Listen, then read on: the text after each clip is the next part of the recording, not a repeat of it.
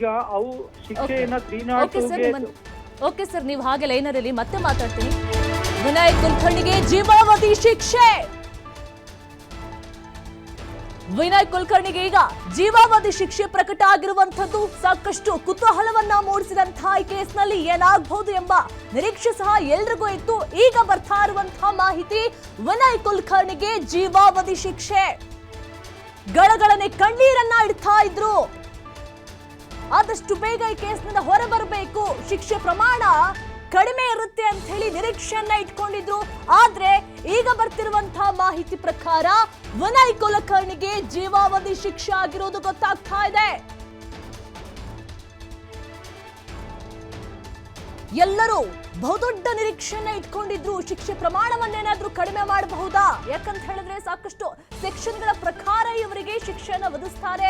ಜೀವಾವಧಿ ಶಿಕ್ಷೆ ಆಗ್ಬಹುದು, ಮರಣದಂಡನೆ ಆಗಬಹುದು, ಏನಾಗಬಹುದು ಎಂಬ ನಿರೀಕ್ಷೆ ಎಲ್ಲರಲ್ಲೂ ಮೂಡಿಸ್ತಾ ಇತ್ತು. ಯಾಕಂತ ಹೇಳಿದ್ರೆ ಸಾಕ್ಷಿ ನಾಶ ಮಾಡಿದಂತ ಆರೋಪ ಅವರಲ್ಲಿತ್ತು. ಹಾಗಾಗಿ ಬೇರೆ ಬೇರೆ ಸೆಕ್ಷನ್ಗಳ ಅಡಿಯಲ್ಲಿ ಶಿಕ್ಷೆ ವಿಧಿಸುವಂತ ಸಾಧ್ಯತೆ ಇತ್ತು. ಅದರ ಜೊತೆಗೆ ಅವರ ಪರ ವಕೀಲರು ಸಹ ಬೇಡಿಕೊಂಡಿದ್ರು ಶಿಕ್ಷೆ ಪ್ರಮಾಣವನ್ನ ಕಡಿಮೆ ಮಾಡಬೇಕು ಅಂತ ಹೇಳಿ. ವಿನಾಯಕ್ ಕುಲಕರ್ಣಿಗೆ ಈಗ ನಿರೀಕ್ಷೆಯೂ ಮಾಡದಂತಹ ಶಿಕ್ಷೆ, ಜೀವಾವಧಿ ಶಿಕ್ಷೆ. ಮಹತ್ವದ ತೀರ್ಪು ಹೊರಬಿದ್ದಿದೆ. ಜೀವ ಇರುವವರೆಗೂ ಸಹ ಜೈಲಲ್ಲೇ ಇರಬೇಕು, ಹೊರಗೆ ಬರೋದಕ್ಕೆ ಸಾಧ್ಯನೇ ಇಲ್ಲ. ಎಷ್ಟು ಕಣ್ಣೀರು ಹಾಕಿದ್ರು, ಎಷ್ಟು ಗೋಗರಿದ್ರು, ಮನೆಯವರನ್ನ ನೋಡಬೇಕು ಅಂದ್ರು, ಆಚೆ ಬರಬೇಕು ಅಂದ್ರು, ಸಾಧ್ಯ ಇಲ್ಲದಂಥ ಮಾತು. ಜೀವ ಇರುವವರೆಗೂ ಸಹ ಜೈಲಿನಲ್ಲೇ ಇರಬೇಕು. ಈ ಹಿಂದೆ ಸುಪ್ರೀಂ ಕೋರ್ಟ್ ಜೀವಾವಧಿ ಶಿಕ್ಷೆ ಬಗ್ಗೆ ಸ್ಪಷ್ಟನೆಯನ್ನ ಸಹ ಕೊಟ್ಟಿತ್ತು. ಜೀವಾವಧಿ ಶಿಕ್ಷೆ ಆಗುತ್ತೆ ಎಂಬ ಕನಿಷ್ಠ ಕಿಂಚಿತ್ತು ಮಾಹಿತಿ ಸಹ ಇರಲಿಲ್ಲ, ನಿರೀಕ್ಷೆ ಸಹ ಇರಲಿಲ್ಲ.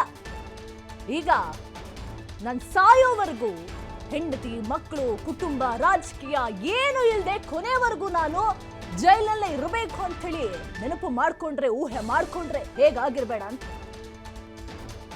ಮೊನ್ನೆನೆ ಕೋರ್ಟ್ನ ಹಾಲ್ನಲ್ಲಿ ಕಣ್ಣೀರನ್ನ ಇಡ್ತಾ ಇದ್ರು. ಇಲ್ಲ, ಖಂಡಿತವಾಗ್ಲೂ ಸಹ ಇದರಲ್ಲಿ ನನಗೆ ಜಯ ಸಿಗುತ್ತೆ, ಕೋರ್ಟ್ ಏನು ತೀರ್ಪನ್ನ ಕೊಡುತ್ತೆ ಅದಕ್ಕೆ ನಾನು ಬದ್ಧನಾಗಿರ್ತೇನೆ, ಏನು ಸಹ ಮಾತನಾಡೋದಿಲ್ಲ ನಾನು ಅಂತ ಹೇಳಿ ಮೂಕ ವಿಸ್ಮಿತರಾಗಿದ್ರು. ಈಗ ಸಂಪೂರ್ಣವಾಗಿ ಮೂಕ ವಿಸ್ಮಿತರಾಗ್ತಾ ಇದ್ದಾರೆ. ಒಂದು ಕಡೆ ಸಹಿಸಿಕೊಳ್ಳೋದಕ್ಕೆ ಆಗ್ತಾ ಇಲ್ಲ, ನುಂಗಲಾರದ ಬಿಸಿ ತುಪ್ಪವಾಗಿದೆ, ಏನೋ ಮಾಡೋದಕ್ಕೆ ಆಗದೆ ಇರುವಂತಹ ಪರಿಸ್ಥಿತಿ ಇತ್ತು. ಒಂದು ಕಡೆ ಅವರ ವಕೀಲರ ಮೇಲೆ ಸಹ ನಿರೀಕ್ಷೆಗಳು ಹೆಚ್ಚಾಗಿತ್ತು. ವಾದ ಪ್ರತಿವಾದಗಳು ಆದ ಮೇಲೆ ಏನಾದ್ರೂ ಸಹ ನನಗೆ ಬೇರೆ ಆಪ್ಷನ್ ಏನಾದ್ರೂ ಸಿಗುತ್ತಾ, ಶಿಕ್ಷೆ ಪ್ರಮಾಣ ಏನಾದ್ರೂ ಕಡಿಮೆ ಆಗುತ್ತಾ, ಅಥವಾ ಇಲ್ಲಿ ತನಕ ಜೈಲು ಶಿಕ್ಷೆ ಏನಾದ್ರೂ ಆಗಬಹುದು ಎಂಬ ನಿರೀಕ್ಷೆಯನ್ನ ಇಟ್ಕೊಂಡಿದ್ರು. ಆದ್ರೆ ಎಲ್ಲವೂ ಸಹ ಹುಸಿಯಾಗಿ ಹೋಗಿದೆ. ಸತತ 10 ವರ್ಷಗಳ ಕೇಸ್ಗೆ ಇವತ್ತು ಅಂತಿಮವಾಗಿ ತೀರ್ಪು ಪ್ರಕಟವಾಗಿದೆ. ಜೀವ ಇರುವವರೆಗೂ ಸಹ ಶಿಕ್ಷೆ ಎಂದಿದ್ದ ಸುಪ್ರೀಂ ಕೋರ್ಟ್ ವಿನಾಯಕ್ ಕುಲಕರ್ಣಿಗೆ ಜೀವಾವಧಿ ಶಿಕ್ಷೆ.